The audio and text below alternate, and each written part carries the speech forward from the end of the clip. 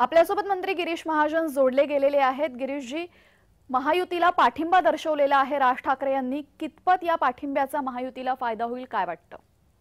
नाही, चांगलाच फायदा त्याचा होईल। अतिशय चांगला निर्णय आहे राज साहेबांनी आज या ठिकाणी केला। खरं त्या निर्णयाचं मनापासून मी या ठिकाणी स्वागत करतो आधी तर, कारण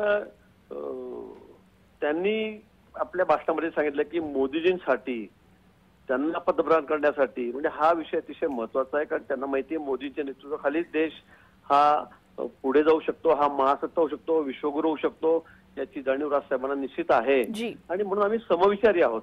शेवटी पक्ष वेगळे असले तरी पण आमचा विचार, आमची आयडिओलॉजी सगळी एक आहे आणि म्हणून मतांचं विभाजन होऊ नये। कारण आपण मागच्या काळात बघितलं की 500 मतांनी इकडे खासदार पडलेत, 200 मतांनी पडलेत, 100 मतांनी पडलेत आणि म्हणून मला असं की ते होऊ नये, कुठेही रिस्क घेता कामा नये आणि म्हणून आपले मत पुरेपूर मोदींच्या पाठीशी उभे राहिले पाहिजेत, मोदींची पुन्हा पंतप्रधान झाले पाहिजेत।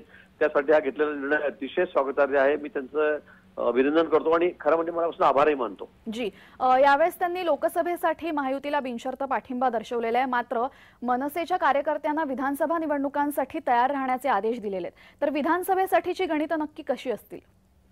नाही तर त्याचं ते ठरवलं जाईल, बोलतील, ठरवतील काय असेल, आमचे पक्षश्रेष्ठी काय असेल, काय अजून असेल ते तो निर्णय घेतील।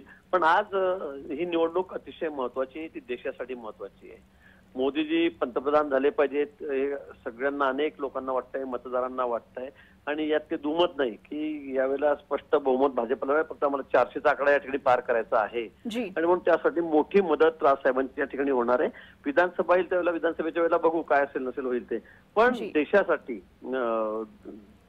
हा जो निर्णय आहे हा अतिशय महत्वाचा आहे आणि त्यामुळे एक मोठा फायदा आम्हाला महायुतीला या निर्णयामुळे होणार आहे।